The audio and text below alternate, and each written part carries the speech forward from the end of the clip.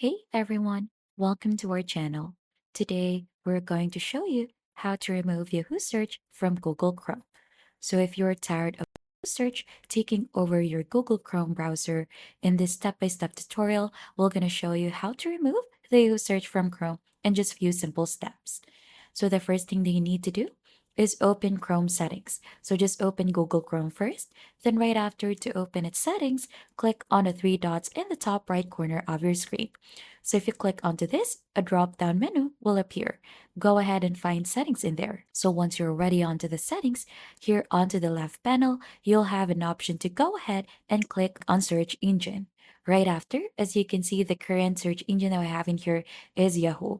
So we're gonna go ahead and try to edit this. Click on manage search, and then right after, you should be able to find Google in here. So to change this, you'll just have to click on the three dots in here, click on make default, and once you open another tab, that should go ahead and automatically use that as a default one. So the same thing, you could go ahead and change this to Microsoft if you want to do so, or Yahoo. And that is just basically it. You have successfully removed Yahoo from Google Chrome. If this tutorial helped you, don't forget to hit the like, subscribe, and we'll see you on to our next video.